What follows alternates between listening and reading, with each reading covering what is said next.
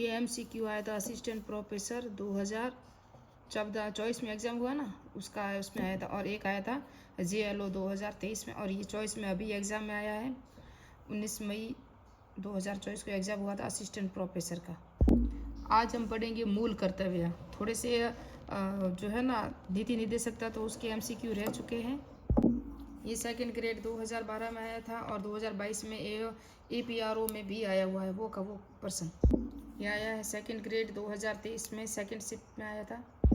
ये आया था RS, आप देख सकते हो RS 2020 में आया था। कहाँ कब आया था? 2018 में, सॉरी 20 में नहीं आया, 2018 में आया था ये। और यहाँ सेकंड ग्रेड में भी आए हुए प्रश्न। असिस्टेंट प्रोफेसर 2024 में ये आया था, वापस देख सकते हो वो का वो जो तब आया था, अभी ये वापस आया है 2024 में जो RS प्री में आया था। ये भी आया हुआ है, देख सकते हो हेड मास्टर में। और ये आया था JLO में, RS में। और ये भी JLO 2023। यहाँ आप देखोगे तो सेकंड ग्रेड 2019 में आया था ये।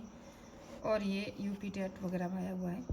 ये आप देख सकते हो सेकंड ग्रेड 2023 में आया और IAS परी 2002 में आया, पटवार 2013 में। 1% 3 जगह रिवीजन हुआ है। तो भारतीय संविधान का कौन सा अनुच्छेद अंतर्राष्ट्रीय शांति और सुरक्षा की अभिव्यक्ति करता है? ये तो हमको पता ही है कि 51 ही है, कई बार एग्जाम में देखा भी हमने जब पढ़ा है ना। DPSP यानी कि नीति निर्देशक तत्व। अनुच्छेद 51 अंतर्राष्ट्रीय शांति और सुरक्षा की दृष्टि से संविधान 51 अनुच्छेद 51 के जिस निर्देशन तत्वों को अपनाया गया इस प्रकार राज्य अंतर्राष्ट्रीय शांति और सुरक्षा की वृद्धि के लिए प्रयत्न करेगा। ख में क्या? राज्य संसार के विभिन्न राष्ट्रों के मध्य न्यायपूर्ण और सम्मानपूर्ण संबंधों को बनाए रखने का प्रयत्न करेगा। राज्य राष्ट्रों के आपसी व्यवहार में अंतर्राष्ट्रीय कानूनी संधियों के प्रति आदर की भावना बढ़ाने का प्रयत्न करेगा। राज्य अंतर्राष्ट्रीय विवादों के मध्यस्थता द्वारा सुलझाए जाने के लिए प्रोत्साहन देगा। तो क ख ग घ चारों याद रखना है जो अनुच्छेद 51 के तहत है और ये नीति निर्देशक तत्वों के अंतर्गत आते हैं।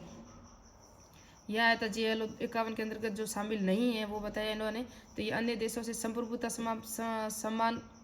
का सम्मान करना ये नहीं है। अंतर्राष्ट्रीय विवाद याद रखना और राष्ट्रों के बीच उचित सम्मानजनक संबंध याद रखना, विवाद याद रखना और सुरक्षा, शांति और सुरक्षा, इन तीनों को अच्छी तरह याद रखना। ये PTI सेकंड ग्रेड में आया हुआ है, आप देख सकते हो। उसका है भारत के संविधान किस भाग में अंतर्राष्ट्रीय शांति और सुरक्षा हेतु, तो ये हमने राज्य के नीति निर्देशक तत्वों में। और ये कौन सा जो अनुच्छेद अंतर्राष्ट्रीय शांति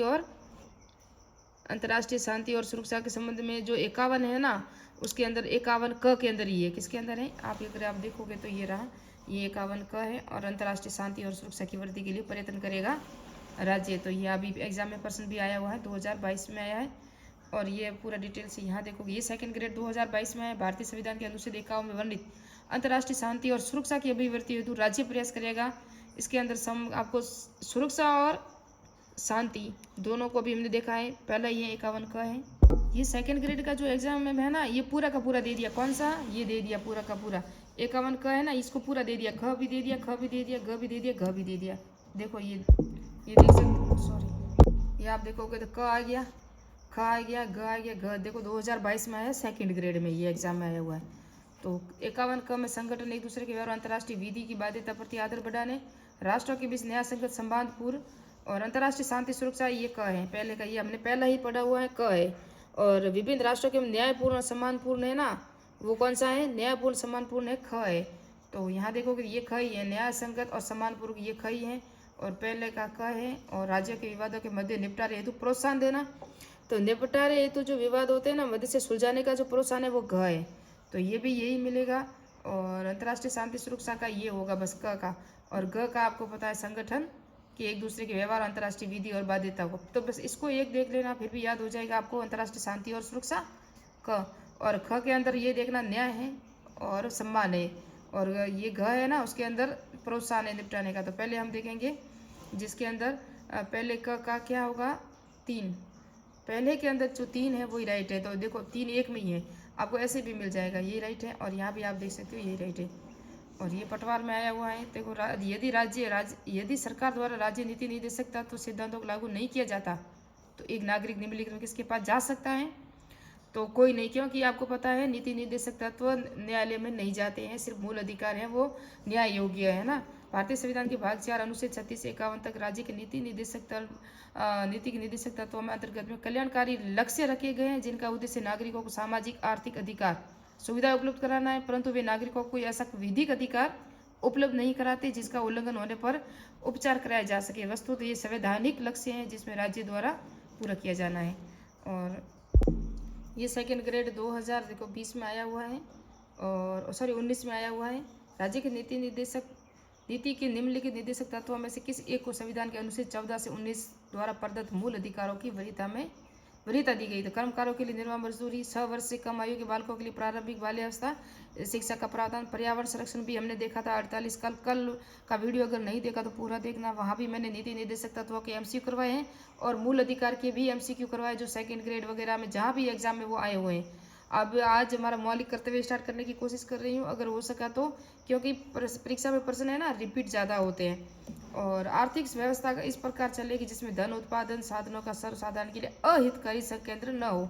तो इसके अंदर है ना प्रदत्त मूल अधिकारों की क्या लिखा हुआ है? तत्वों में से किसी एक को संविधान के अनुच्छेद 14 से 19 प्रदत्त मूल अधिकारों की पर वरीयता दी गई है, तो वरीयता इसको ही दी गई है।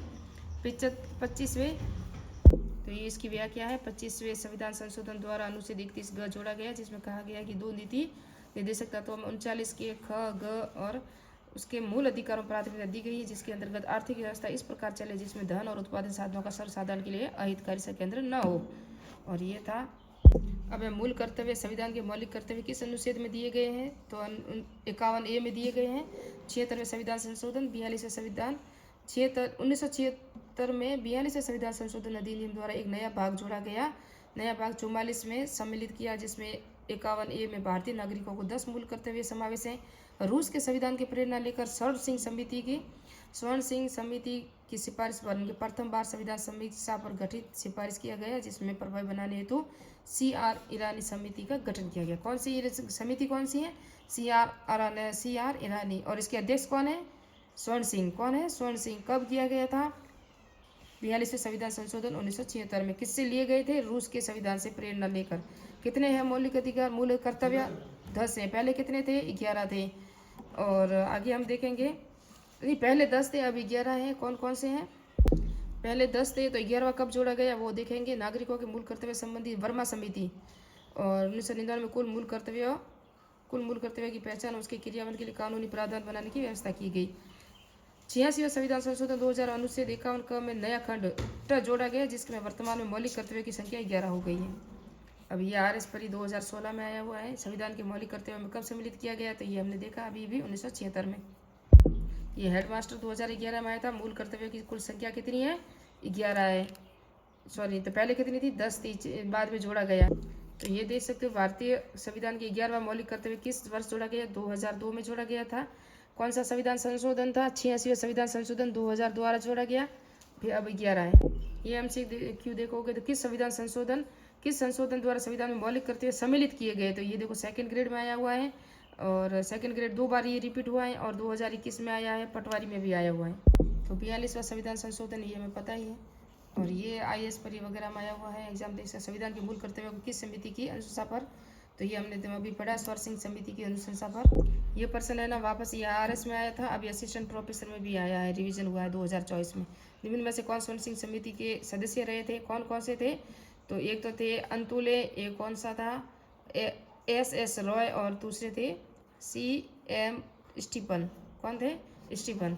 तो कांग्रेस के अध्यक्ष DK बरुआ ने 26 फरवरी 1976 को स्वर्ण सिंह समिति का गठन किया था, और इस समिति के कुल 12 सदस्य थे। स्वर्ण सिंह अध्यक्ष थे, AR Antulay, Siddhant Shankar Roy, CM Stephen, Rajni Patel, AR Gokhale, VN Syed Mohammad Gadgil, DP Singh, DC Goswami, VP Sande, ये सब थे। तो 8 मूल कर्तव्यों में जोड़े जाने का सुझाव दिया था। इन्होंने 8 ही दिया था, लेकिन 42वें संविधान संशोधन द्वारा 10 जोड़े गए। अब ये आप देखोगे असिस्टेंट प्रोफेसर 2024 में इसी में से वापस प्रश्न आया। स्वर्ण सिंह समिति में कितने मर्दों में नागरिकों को मूल कर्तव्य के रूप में संविधान में शामिल करने का सुझाव दिया था? तो ये बताया 8। ये इसमें आया था, इसमें से ही वापस निकाला प्रश्न।